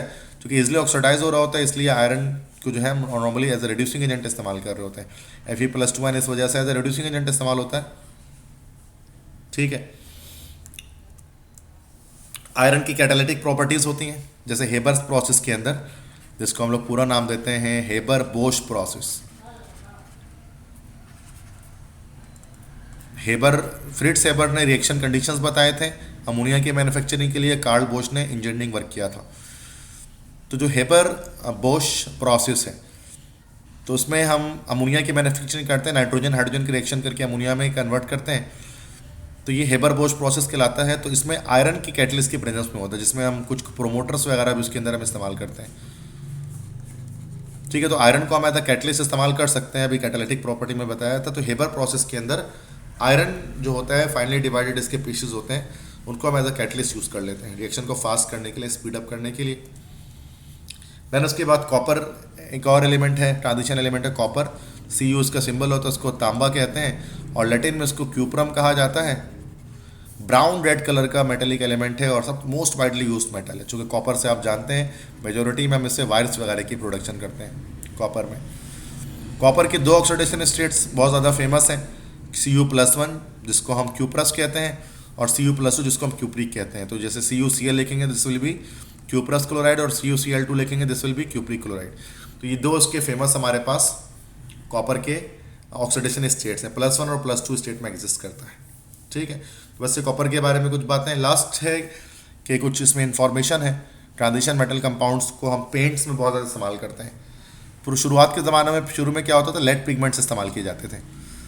लेड पिगमेंट्स मतलब लेड से पिगमेंट्स बनाए जाते थे, लेकिन लेड जो था ना, लेड क्या होता है बच्चों, टॉक्सिक होता है। टॉक्सिक होने की वजह से, उसके पॉइजनस नेचर की वजह से अब लेड के बजाय हम ट्रांजिशन मेटल्स के कंपाउंड का इस्तेमाल करते हैं पेंट्स की मैन्युफैक्चरिंग में। जैसे टाइटेनियम डाइऑक्साइड है, TiO2 जिसका सिंबल होता है, तो ये हमारे पास वाइट पिगमेंट में इस्तेमाल किया जाता है वाइट कलर के लिए। इस तरह से जो है वो पैथेलेसाइनिन कॉपर का एक कॉम्प्लेक्स होता है, ये ब्लू कलर का होता है, और ब्लू कलर को फॉर्म करने के लिए इसको इस्तेमाल किया जाता है। जिंक ऑक्साइड, इसको जिंक वाइट भी कहते हैं, ये भी वाइट पेंट में इस्तेमाल होता है। कोबाल्ट फॉस्फेट, तो ये इसको कोबाल्ट वॉलेट भी कहा जाता है, इसको वॉलेट कलर को बनाने में हम इस्तेमाल करते हैं, वॉलेट पेंट्स वगैरह। अच्छा तीसरा से फेरिक हेक्सासायनोफेरेट, तो ये फेरिक हेक्सासायनोफेरेट जो हमारे पास होता है, इसको ये असल में फॉर्मूला गलत लिखा हुआ है, तो दिस इज Fe,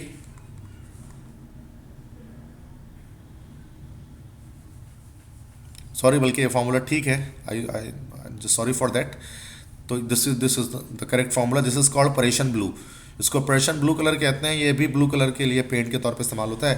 जैसे क्रोमियम ऑक्साइड Cr2O3, क्रोमियम को बताया था +3 ऑक्सीडेशन स्टेट पर है तो ग्रीन कलर होगा, तो ग्रीन पेंट्स में उसको इस्तेमाल करते हैं। सर जिंक क्रोमेट, तो जिंक क्रोमेट को जो हम जिंक येलो भी कहते हैं, और इससे येलो कलर के जो पेंट्स होते हैं वो इस्तेमाल किए जाते हैं।